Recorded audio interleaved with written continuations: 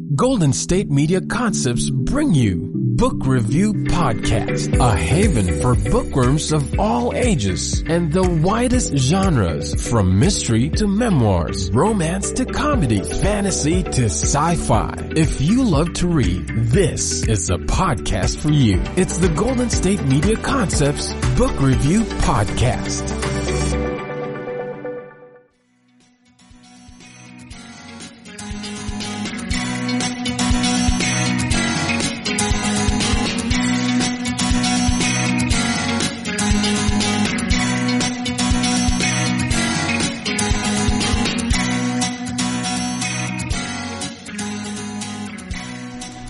Hello and welcome to the GSMC Book Review Podcast, brought to you by the GSMC Podcast Network. I am your host, Sarah, and as always, I am happy to be with you for this episode. I hope that you had a good weekend. I hope that your week is off to a great start. This is really random, but I just noticed that my bracelet is turning my wrist green. Time to retire this bracelet, apparently. Anyway, random. It was a cheap bracelet, obviously. Anyway, I hope that you're having a good week. I mentioned last episode that my husband had been sick on our anniversary, and that just got worse. He was doing okay on Friday when I recorded, and then by Saturday, he was back to being incredibly sick, and I ended up taking him to the ER, so that was not fun. Whew. He was so dehydrated that they couldn't even take blood to find out what was going on with him. Didn't really find out any underlying cause for why he was so sick, but they did get him rehydrated and got him feeling better. And he has some anti-nausea meds, and we saw his regular doctor on Monday and all of that good stuff. So we're taking care of it. But it was and still is. It was very scary on Saturday, and it's still very worrisome. So thanks for any good thoughts you sent our way about that. And thank you to today's author, Patrick H. Moore, for being willing to reschedule that interview, because I was actually, I think, driving to the ER when our interview was scheduled. I'd sent him an email a couple of hours before saying I thought we might have to go, and so he was very kind and we rescheduled, and it all worked out. But yeah, that's my update, and makes for a crazy week, I can tell you that. At any rate, grateful that he is doing better, and it wasn't worse than it was. So let's talk about books, because that is much more fun than worrisome ER visits. As I said, I am interviewing Patrick H. Moore today. We are talking about his novel 27 Days. It is a neo-noir, which is fun to say, neo-noir, although I have written the word noir so much lately, or thought the word noir as I've been preparing for this interview and episode, that it's kind of, you ever have words that just completely lose all meaning? That has happened to me with the word noir. But let me give you the description of the book. 27 Days is a taut and topical political thriller narrated in laconic noir fashion by veteran LAPI Nick Crane. In the spring of 2019, Nick is on the run in the Pacific Northwest, pursued by a cabal of wealthy right-wing power brokers and domestic terrorists, the Principals, led by Marguerite Ferguson and Desmond Cole. Nick has clashed with Marguerite and her crew in the past, and she wants him abducted so that she can personally close his eyes forever. Things get worse. Nick's close friend and business partner, Bobby Moore, is kidnapped by Marguerite and the Principals. Nick is then informed that he has 27 days to surrender to Marguerite. If he does not turn himself in, Bobby will be sent to Scorpion Prison in Egypt to be tortured and murdered. If Nick surrenders, however, Bobby will be released. Help appears in the form of a young, idealistic female FBI agent named Carrie North, who wants to arrest Marguerite for conspiring to commit domestic terrorist operations against the United States. Nick and Carrie join forces, and the race against time to rescue Bobby Moore begins. And what a race it is.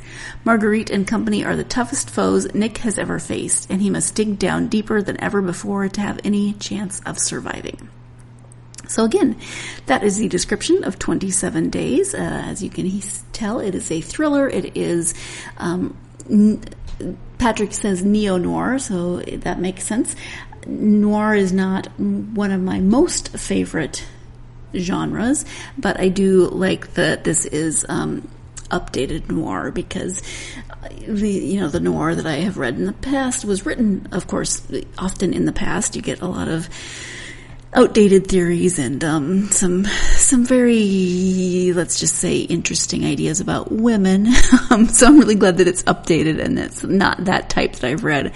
There's one character that just absolutely drives me crazy in one series that I listened to, and he just, the way he talks to women makes me want to reach into the headphones and slap him. But Nick is not that way, thankfully.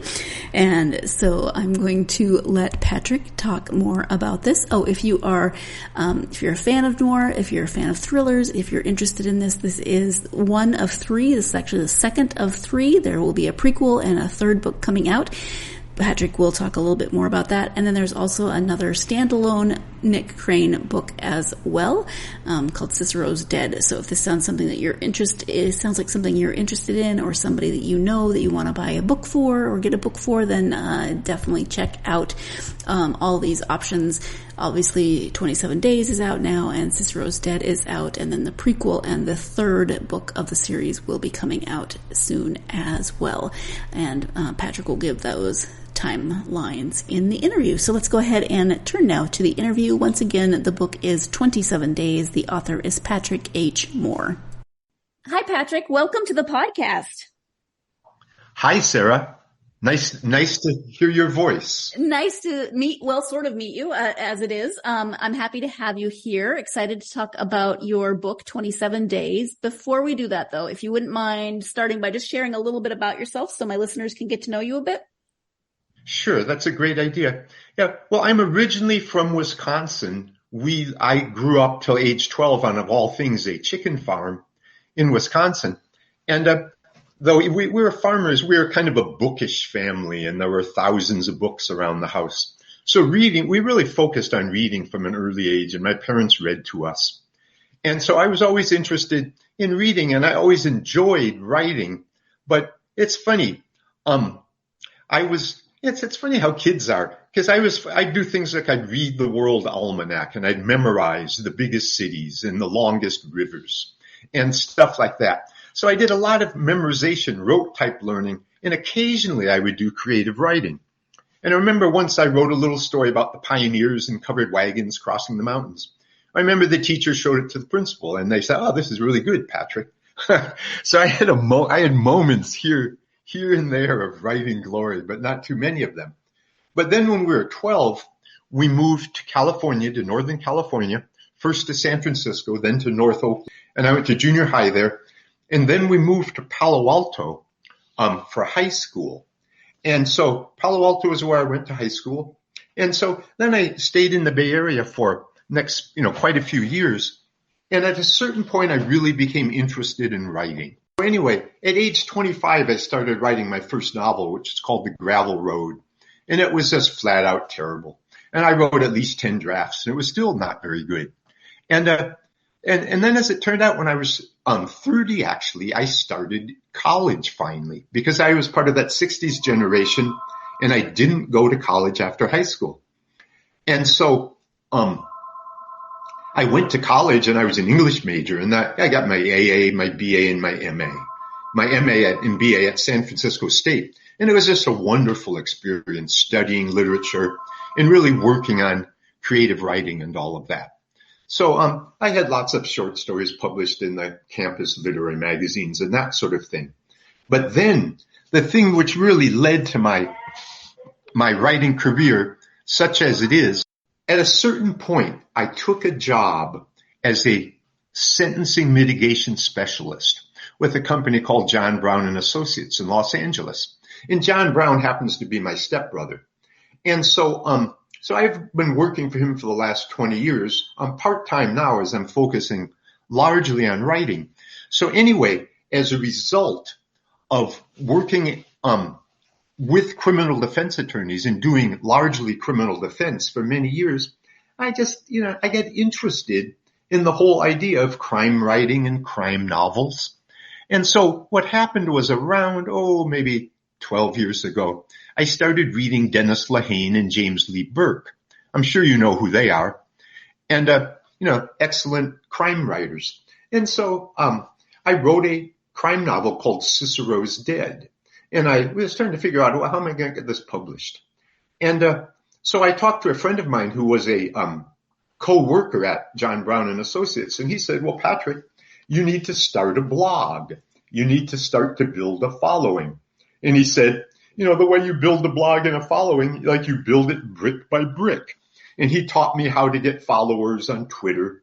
And I set up a Facebook page for my blog, which was called All Things Crime Blog. So I started All Things Crime Blog, really just me and a friend who goes by the pen name of BJW Nash. And so we started doing the blog, and it took a little while to get it off the ground, but then it started to become pretty popular. And I had BJW Nash and several other excellent writers contributing like serious crime articles, and I'd write our 1,000-word lurid crime blog of the day. And so I do that every day. And so I worked like a crazy man with this blog. It was so much fun. And because it kind of took off, you know, that naturally was encouraging. And so for first couple of years, I worked on the blog 7 hours a day because I had to, you know, write my own daily posts. And I had to edit everyone else's posts. And of course, many of the writers didn't require much editing, but others required a tremendous amount of editing. And either way, I never said no. I would, you know, anyone who wanted to contribute, I was glad to accept their contributions. So where this connects with my own writing career is a man named Max Myers just started reading articles on the blog, and he liked them, and he contacted me. And I met him, and he had a book that he wanted to publish. And anyway, he started a small indie publishing company called US Indie Books. And he published my first novel, Cicero's Dead. And he also published his own book and a book of another friend of ours. And so that's how I got my first indie publication. That's how that happened on US Indie Books. But then I still, you know, was interested in being published traditionally. And another person I met through the blog is a New York writer named Charles Salzberg. And so actually I met Charles. He had friends in LA. He has friends all over the country, really. He's a Jewish guy from New York, born and raised on the Upper East Side, and he lives on the Upper West Side now. But anyway, he was in Los Angeles, so I met him, and we became friends. And then a few years later, when I had a second crime novel, the book we'll talk about a bit, Cicero's Dead, he recommended it to his publisher, Down and Out Books. And so Down and Out Books accepted it and published it. And that's how I came to have my first traditionally published novel, 27 Days. And what I love about that story is that you just never know what incidents in your life are going to lead to what other incidents in your life, right? All those little steps that formed the path that led you now to have more than one published novel. Yeah, and what you say, it's absolutely right. That's like the Buddhist concept, I think, of dependent arising. And it's kind of the one thing leads to another. You meet this person and that leads to you meeting that person. And that's what you're saying. And it is remarkable because it seems to be such a key part of life. Yeah, it does. I agree. I'm going to jump in here so we can take our first break of this episode. When we come back, more about 27 Days. Stay tuned. You're listening to the GSMC Book Review Podcast, and I'll be right back. GSMC Beauty Tips Podcast gives you advice on everything from hair to fashion to skincare products. We'll talk about the latest trends in makeup, hairstyles, and anti-aging remedies. And we'll cover all of the newest fashion trends. If you have an interest in or questions about the beauty trends that might work best for you, the Golden State Media Concepts Beauty Tips Podcast has got you covered. Download the GSMC Beauty Tips Podcast on iTunes, Stitcher, SoundCloud, Google Play, or anywhere you find podcasts. Just type GSMC in the search bar.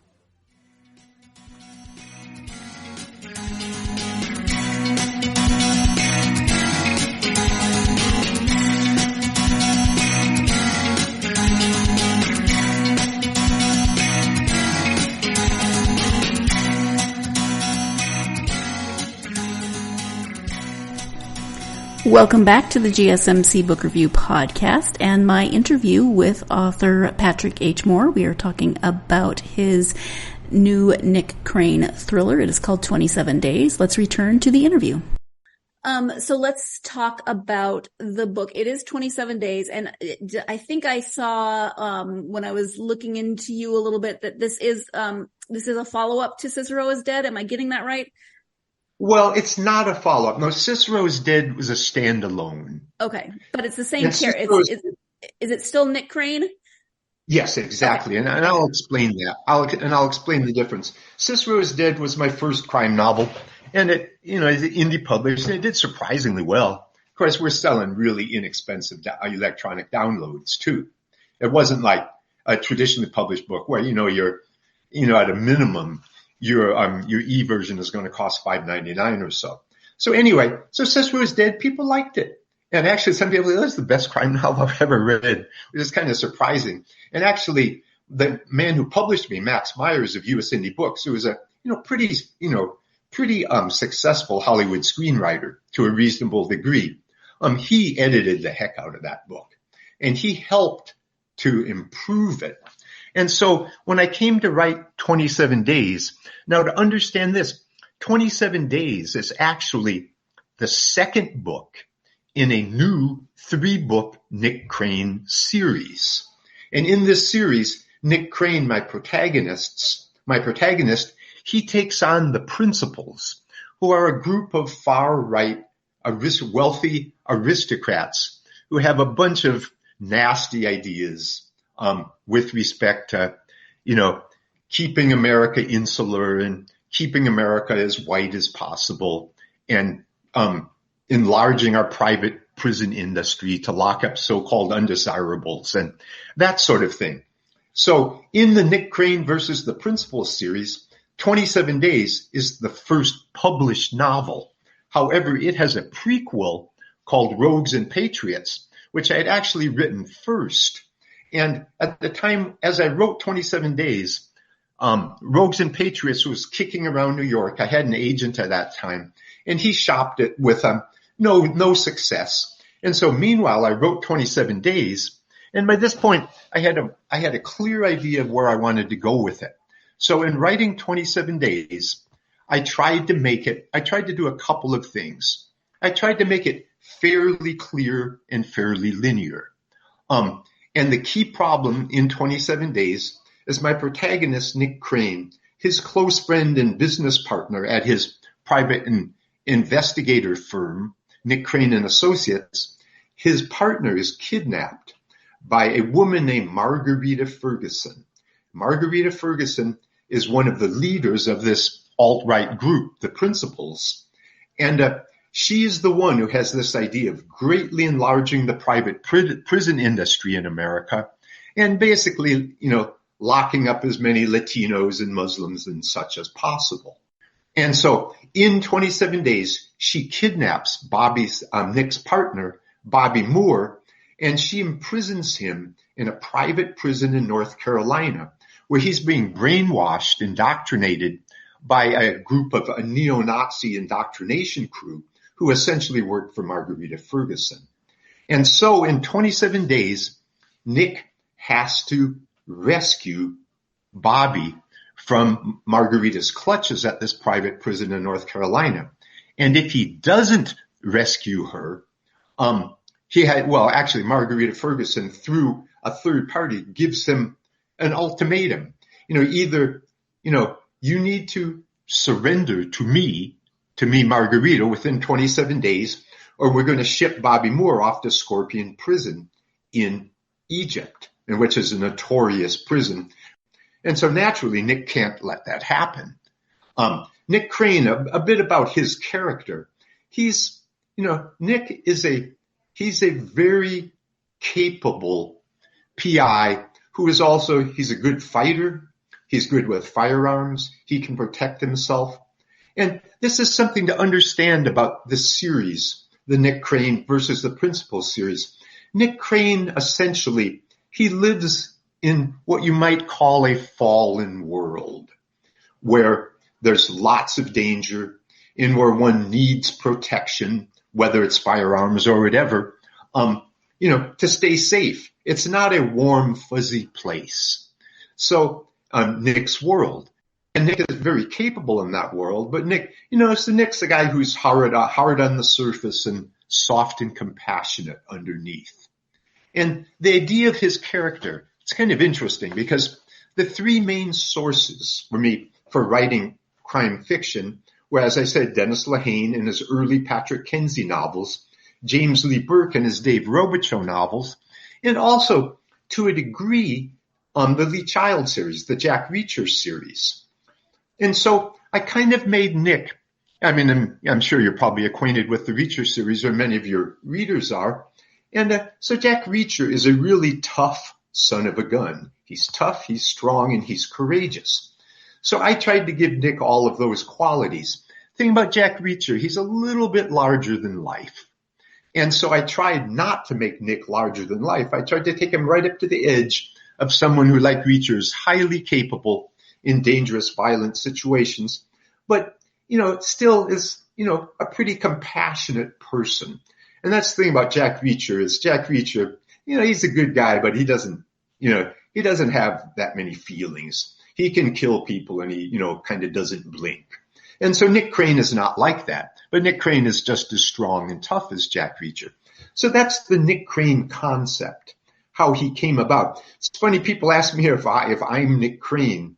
And I kind of chuckle because, of course, he's my character, my creation. I kind of identify with him, but I would never be able to perform the feats of daring do that Nick Crane is capable of. And so, so he's a hero, a protagonist in a crime series, but he has a lot of human qualities, and he cares very deeply about his friends. In 27 Days, he's divorced. He has a grown-up daughter named Malia. Well, she's still in college. And Nick was married for many years to a woman named Cassidy Walker. And he's still married to Cassidy Walker in the book that came earlier, Cicero's Dead. But Cassidy eventually just couldn't take the constant danger that seemed to plague Nick and follow him and dog him. And so they divorced. And so in 27 Days, Nick is kind of on his own. Can you talk a little bit maybe about your inspiration for Nick and the series as a whole? My inspiration really was creating a character who kind of falls into that general group of neo-noir protagonists, not unlike Patrick Kinsey in the Dennis Lehane Patrick Kinsey series, or Dave Robichaux, or Jack Reacher, for that matter. So, but, I wanted Nick, and also I wanted Nick to, at the same time, Nick's very much in the modern world, databases and electronics and all of that, but he's a throwback to the old noir protagonists of the early days of detective fiction, whether it's Ross MacDonald's novels, or Raymond Chandler's novels, that sort of thing. So Nick kind of bridges the gap between the old style, PI protagonist and the more modern, like neo-noir protagonist. So that's what I tried to do in creating him. So in many ways, I tried to make him, like a man for all seasons within the general context of crime fiction. Now, as I was saying, while when Down and Out Books agreed to publish 27 Days, I already had the prequel to that, which is called Rogues and Patriots, which had been shopped around New York by my old agent. It didn't, no one picked up on it. So I did a very careful rewrite of it. And so it now will be published in April of next year by Down and Out Books. And so even though it's the second book in the Nick Crane versus the Principals series, it actually linearly or time-wise, it comes before 27 Days.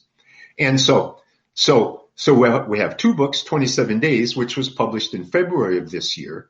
And then we have Rogues and Patriots, which will be published in April of next year. And I'm about a third of the way into the third book in the series, which I'm tentatively calling Giant Steps. And in Giant Steps, hopefully Nick will find a way to rid himself of the principals, because they've been like a millstone around his neck for, time-wise in the series. It's actually the third book is written time-wise. It takes place about 11 months after the first book.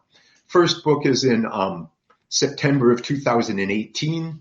27 Days is in April and May of 2019. And Giant Steps begins in August of 2019. So these 3 books will form a whole. And they'll be, if you put them all together, it's about 300,000 words. These are full-length crime novels. And so by the time I finish Giant Steps, hopefully Nick will have reached a peaceful landing place where he'll be able to relax a little and decide what he wants to do next.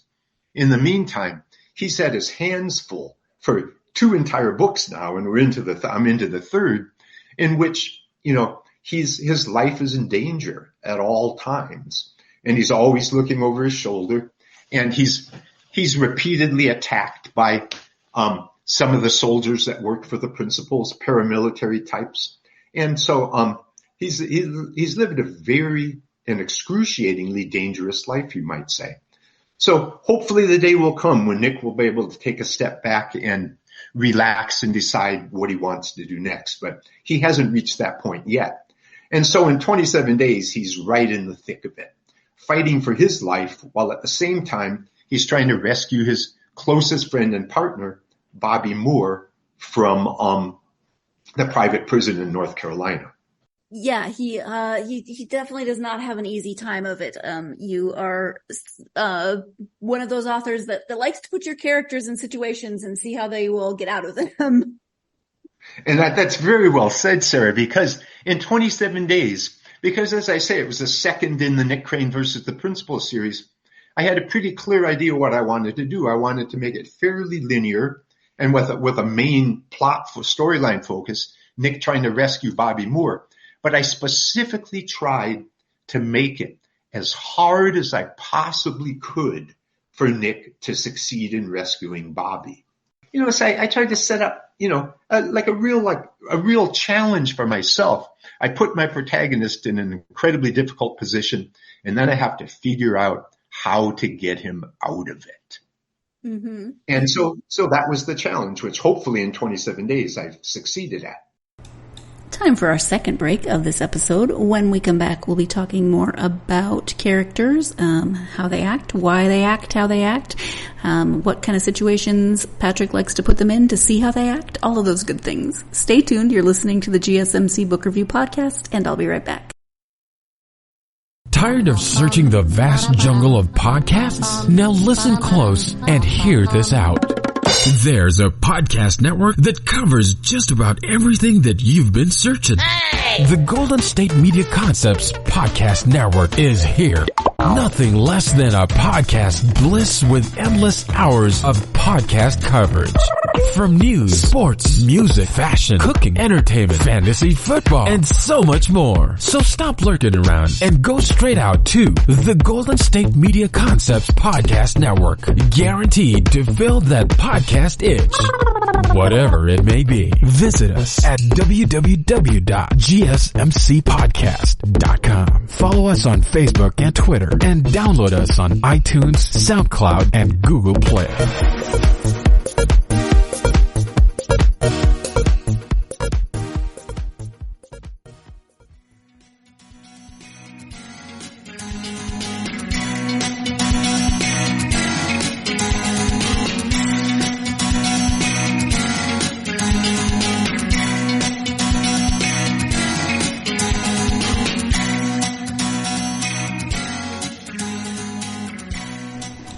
Welcome back to the GSMC Book Review Podcast. As you know, I am speaking today with author Patrick H. Moore about his novel, 27 Days. Let's go back to that interview. And when it comes to your characters and, what they do and how they act, do you like to have a really good character sketch before you start writing? Or do you prefer to kind of just write and see where the character leads you and how the character develops on their own? Well, that's such a good question. The character of Bobby Moore is actually based on someone I knew, a Vietnam veteran who I encountered when I went to college in my early 30s. And so there's a guy, he's sadly passed away. I dedicate all the Nick Crane books to him. His name in real life was Warren Larry Foster. And he was a sergeant in Vietnam. He was a tunnel rat. He was a good soldier. He protected his men, never asked him to do anything that he wouldn't do himself. And so he was the inspiration for Bobby Moore. So I had a clear idea of who Bobby Moore was when I started writing the series. As far as the other characters, I don't know that I necessarily have clear ideas who they are. As you know, the characters develop. But for me, the characters, in a sense, for me, are the easy part. For me, what's more difficult is plotting, coming up with a good storyline. Where is the story going to go? What's going to happen? And with respect to that, I kind of work organically. And, I'll have an idea. We'll get the book started, probably have to write the, first part several times to get it off on the right foot. And then I go forward. And then slowly but surely, the plot comes to me. And so I write and I figure it out as I go along. That's, I say, I kind of like it to develop organically. Now, I know many writers and crime writers, I'm sure, probably have a very good idea of they may have sketched out their whole storyline before they start the book. But I don't do that. And I don't do that because I'm not capable of it. The plot, the storyline has to evolve organically as I go forward. But, your question about the characters, I generally quickly have a pretty clear idea who they are when they pop into my mind. Mm-hmm. Okay. How about research? Do you like to do a lot of different types of research, or how does that process work for you? Well, as far as research, much of my research is just reading other crime writers. And naturally, in recent years, I've read lots of other crime writers, in addition to those three that I started out reading. So, I learn a lot from them, but, the real research for these books is probably just my on-the-job training as a sentencing mitigation expert and an investigator. I've probably worked in more than 200 cases now where we're defending clients, trying to get them the most reasonable sentences we can for whatever they've done. And in that process, I've met all sorts of lawbreakers. Lawbreakers come in all different shapes and sizes, as of course you know. And I've met some really colorful characters. So much of my research is just on-the-job training. So that's part of it. But then also lots of reading. And also, the internet is a wonderful tool. And the internet's, and I kind of feel an obligation now with the internet that things be as accurate as possible, geographically speaking, and that sort of thing.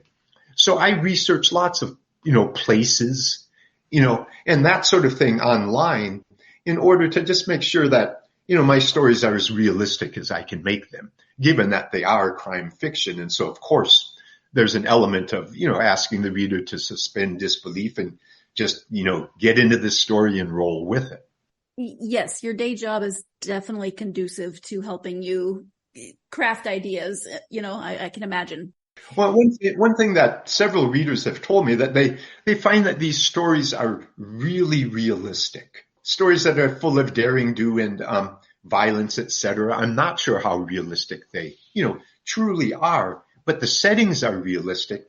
And what's extremely realistic is my knowledge of our criminal justice system and how it works, who assistant United States attorneys really are, who deputy district attorneys are, the difference between criminal law at the state level and at the federal level. Career-wise, I do mostly federal cases, which are very different than state cases, though I've done lots of state cases too. In 27 days, much of the plot revolves around certain actions taken by an assistant United States attorney who has gone over the dark side and is working for the bad guys. So the legal parts of my stories, I think, are extremely realistic. I have an idea, and I'm not absolutely sure. I'll go to my boss, John Brown, and I'll say, having to do with evidentiary issues and that sort of thing. As I'm sure at trials, the key thing at trials is what evidence is allowed to be admissible by the judge. So trials are not entirely based on what actually happened, but they're based on what evidence is permissible. And, so stuff like that. So I'll go to my boss and say, hey, do you think this evidence, would be permissible at that sort of thing at a trial? And so that's all extremely helpful, and it helps me to keep the stories realistic. How about challenges? What challenges do you find we'll just focus on this book and this series. Did you encounter any particular challenges in the writing of the Nick Crane books?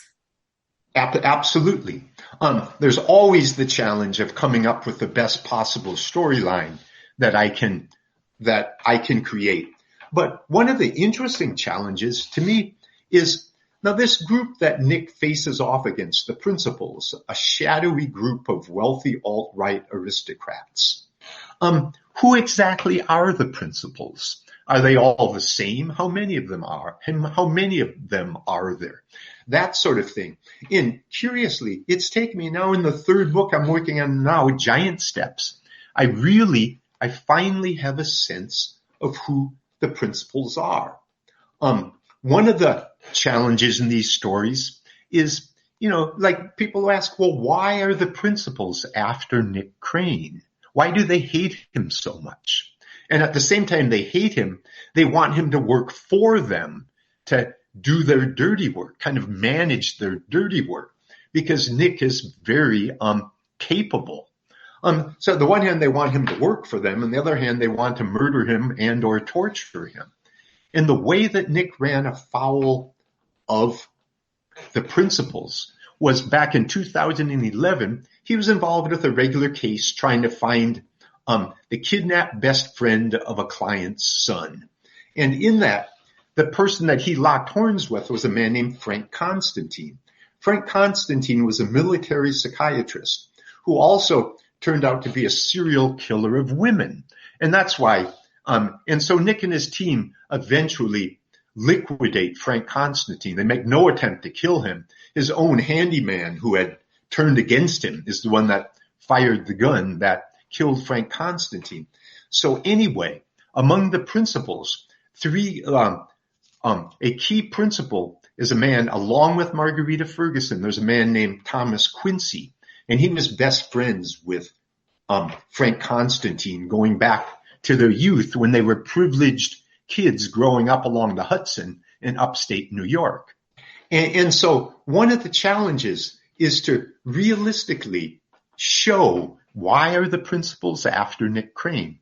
And so I try to do that by building kind of the timeline that they've never forgiven him for liquidating Frank Constantine. And part of the sword of Damocles that they hold over Nick's head is when Nick and his partners were after Frank Constantine trying to find him, they found one of Frank's safe houses, which was in Benedict Canyon in the canyons above Los Angeles, a little bit west of Laurel Canyon. And in this safe house, they found what Frank Constantine's work, in addition to being a regular military psychiatrist, is he was involved with what he called gentler, kinder torture research.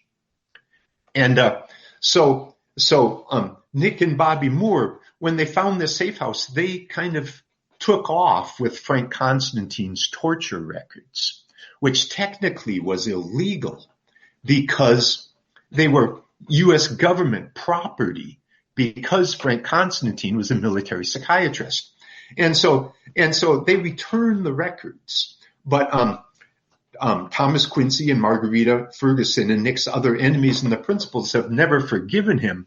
And one of the things they hold over your head, well, stealing government property, there's a 10-year statute of limitations on that. So you could still be charged with that.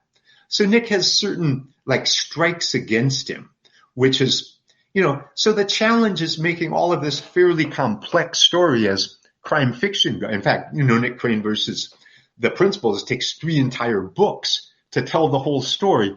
So to make everything fit together, to make everything realistic, and to have one thing follow from another. So in writing the series, I would say it's been a tremendous challenge. I think it's been a good challenge because it's forced me to really work hard and, rack my brains to do all of this in the best way I can. I kind of look forward, it's kind of funny, after I finish Giant Steps, which I'm pretty sure my publisher down and out on books will publish. And so at that point, Nick Crane versus the Principles will be finished. And so the question is, well, what would I like to write next? And I think, I sometimes think, well, I'd like to have Nick Crane just maybe do another standalone or two in which he deals with an entirely different set of problems than he does in the Nick Crane versus the Principles series. Since Patrick just answered my follow-up question, we're going to go ahead and take our final break of this episode. He was too efficient for me. So we're going to take our final break of this episode. When we come back, the conclusion of this interview. So stay tuned. You're listening to the GSMC Book Review Podcast, and I'll be right back. Still on the search of that one true love? On the limbo in this crazy world of dating, marriage, relationships? Well, listen to the Golden State Media Concepts Relationship Podcast, your one-stop podcast for everything about relationships.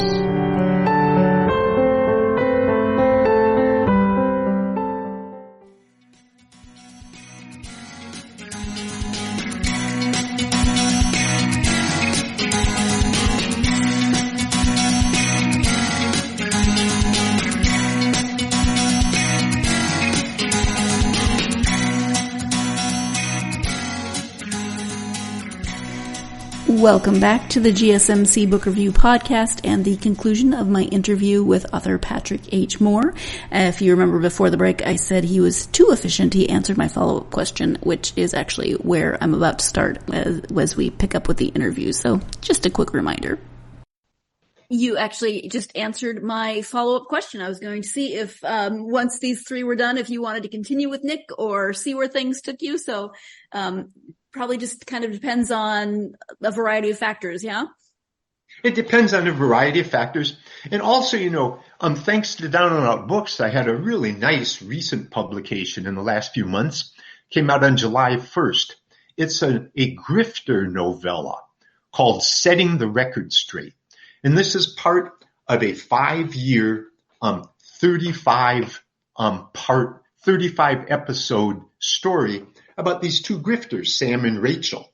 And so, and actually what happened, I guess someone was supposed to provide an episode to the man. His name is Frank Zafiro, who's the grifter, the Sam and Rachel Grifter series. A Grifter's Song is his brainchild.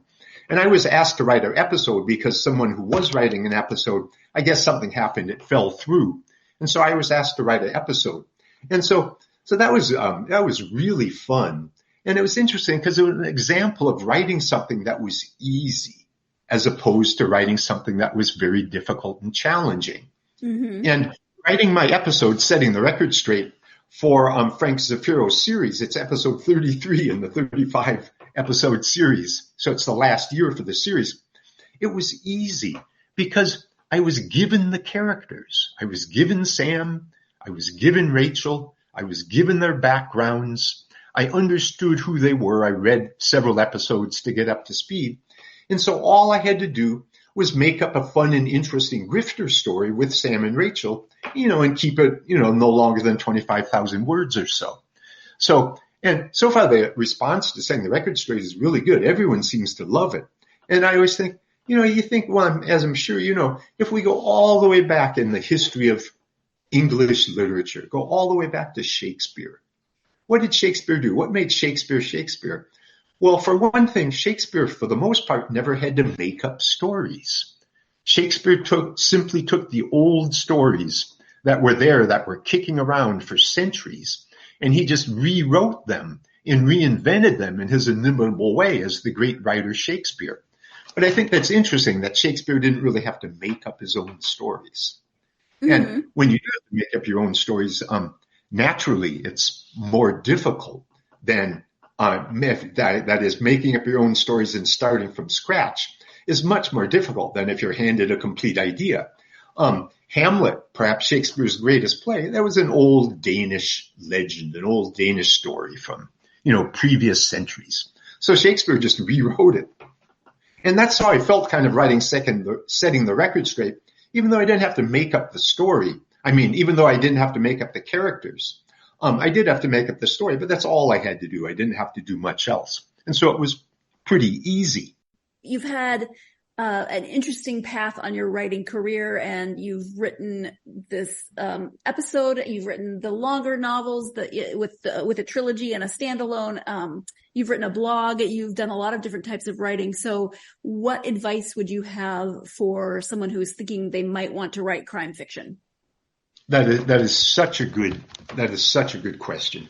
One of the things, I would naturally advise is just read a great deal of crime fiction. Since 27 Days has been published, and in the year preceding, as I knew it was in the works to be published, I've read much more widely in crime fiction. Down and Out Books, my publisher, they've published hundreds of different books. I would have to look at their list. They probably have published at least 100 different crime writers. And what's amazing, and so oftentimes, as they publish new books, the managing editor, Lance Wright, he'll send out an email to myself and other Down and Out authors and say, hey, we've got a couple new books coming out. We need blurbs for these books. Would you like to read these books and write a blurb? And I usually volunteer, as I'm very grateful that Down and Out published me. I'm very grateful to Charles Salzberg, who is one of the Down and Out group of authors who recommended me to Down and Out. So I always try to read the books they need blurbs by. And I'm just amazed by just how many good works of crime fiction are written. There are lots and lots of writers who are capable of writing good crime fiction. So for a younger writer who wants to write crime fiction, one thing to be aware of is that the competition is fierce. Not fierce in a cruel or vindictive or competitive way, but just because there are so many of us. There are so many good books of crime fiction written that it makes it tough to sell a lot of books because there's so many people trying to do the same thing. So I think one of the things, a piece of advice I would give is if you're going to get involved in writing crime fiction or any kind of fiction, just be aware that you need to do it because you love the job. You love the work. You love writing. You love reading works of crime fiction. You want to become the best writer you can. And you have to recognize that it takes lots of work, lots of elbow grease, and lots of patience. There are no guarantees of success. But if you stick with it, and if you are able to turn out a good book or two, there are ways to get them published. And so you probably, it may take a while, but you ultimately probably will be able to get your work published. So that's the good news. The bad news is once you get your work published, it's hard to rack up major sales because of the competition. Sure. Yeah, absolutely. For people who might be interested in learning a little bit more about you and the series, can you talk about any internet presence, website, social media you're active on, etc.? Yeah, well, I still have my old blog, All Things Crime blog. I'm not too active on it as I just don't have time, but I can be reached through it. Or I have my Facebook All Things Crime blog page that I can be reached through, or simply my Facebook page, Patrick H. Moore. Since I started getting published, I've become very active on Facebook.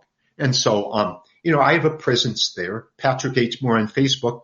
I also have a Twitter presence at Patrick H. Moore 1. And I have an Instagram presence that I don't use much, just Patrick H. Moore 1. But really the easiest way to get in touch with me, if anyone wanted to, would be just go to my regular Facebook page, Patrick H. Moore. But as far as finding the books, all you need to do to find the books is either go to Down and Out Publishing's website, Down and Out Publishing, and type in Patrick H. Moore and my books will come up, or go to Amazon and type in Patrick H. Moore and my books will come up. So the books that would come up on Amazon are Cicero's Dead, 27 Days, and the novella Setting the Record Straight. So they're all very easily accessed, and I'm very accessible. And I welcome any inquiries or questions, or That's why I think one of the nicest things about being a published author is you meet other published authors and you meet lots of readers. And so it kind of creates a community. And that's something I've become very aware of in the last year, that there is a community of crime writers and their readers. And I think that's a wonderful thing. I agree. And I think that's something that is probably a good thing to include in advice to those aspiring authors, is find that community and the support. Oh, yes. And that reminds me of something, Sarah, that I think is so important. I've had the luxury in my books of having really good private editors. By private editors, I mean just people I know. For Cicero's Dead, my publisher for US Indie Books, Max Myers, he edited the heck out of it. And he helped me define somewhat the character of Nick Crane.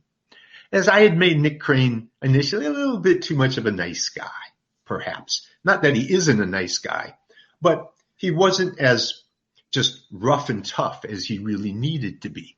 So that helped me to further develop the character of Nick Crane. But so for the subsequent books, for 27 Days and for Rogues and Patriots, which is the prequel, which will be published by Down and Out Books in April of next year, I had two personal friends who were editors. One friend, Ellie Ike, she was kind of like a copy editor. She wouldn't give too much content advice, but she read that book. She read 27 Days over and over again, edited it and edited it.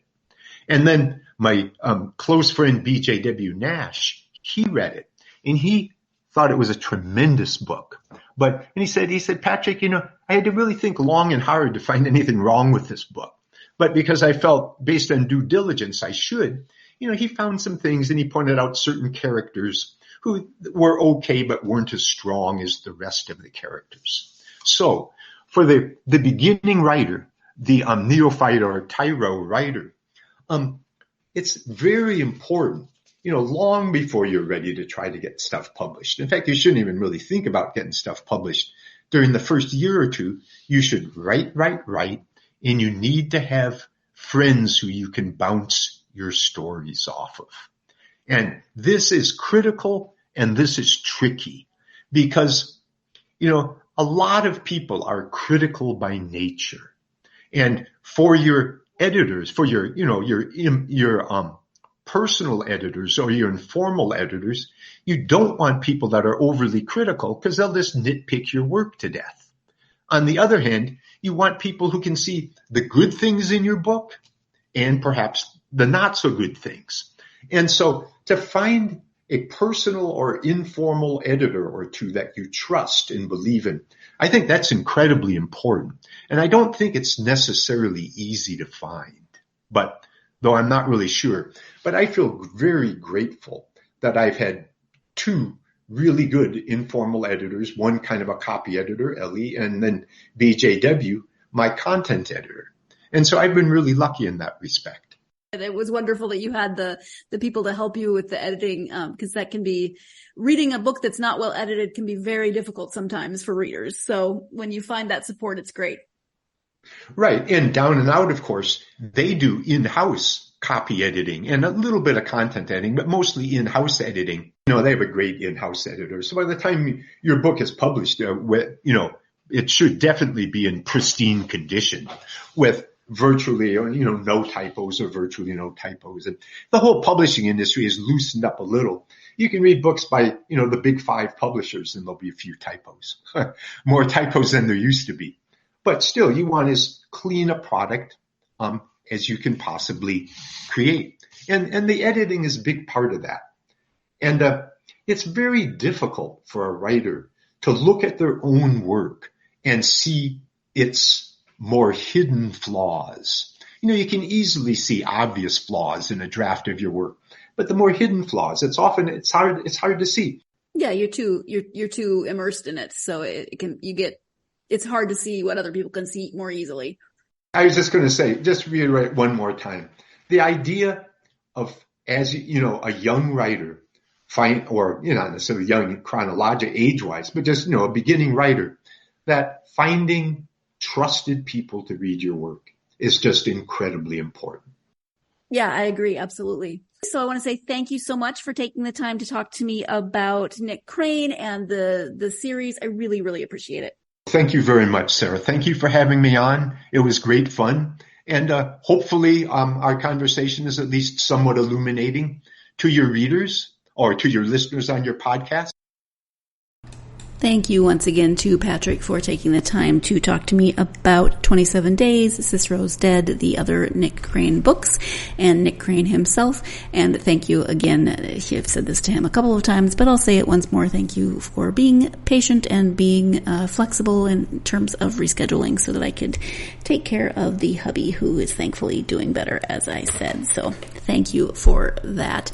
If you are a fan of noir, of political thrillers, of this type of action book, action hero, kind of like he said, Jack Reacher, but not quite Jack Reacher, then you should definitely check out the Nick Crane books. As I said, there's this one that's available. There will be a prequel and a third book also coming soon, but there's also Cicero's Dead that is out now if you are interested. Patrick gave you all the places that you can find those books. So if you or someone you know is a fan of thrillers and noir, and unlike me, you've not lost all the meaning to the word noir after saying and writing it too many times, then you should definitely check out these books and experience all the adventures that Nick and his cohort experience. So thank you to you, my listeners. Thank you to Patrick. I hope that you will join me for the next episode. We are switching gears, still action, but we're going from political thriller to fantasy, sci-fi, paranormal, but still kind of crime fiction in a way, because there is a mystery to solve. I'll be speaking with author D.C. Gomez about the second book in a series. That one is called The Traitor. So join me for that interview. Hope you're having, as I said, a great week. Hope it's going well. Can't believe next time I talk to you, it will be September. I am looking forward to September because it will slow down here. I will be able to find parking again. That's the thing. When your town goes from 2,000 in the winter to 15 to 20,000 in the summer, parking becomes challenging. Anyway, I'm looking forward to September. Hope you are as well. If you could do me a few things before September or not, but if you are not already following, liking, subscribing, doing all those things on the platform that you listen to this podcast on, please do so. That helps you when new episodes come out. Also helps me get the podcast out to more listeners. You can also leave a review. That helps as well immensely, and I appreciate that if you do that. Also, you can follow the podcast on social media, Facebook, Twitter, Instagram, and TikTok. I always say it. I always mean it. I love hearing from listeners. So come find me as the podcast and tell me what you're reading. In the meantime, keep reading. I hope that you have plenty of time for reading. As I always say, I hope you're having a great week, and I hope that that week gives you plenty of time to get yourself lost in a good book. Thank you so much.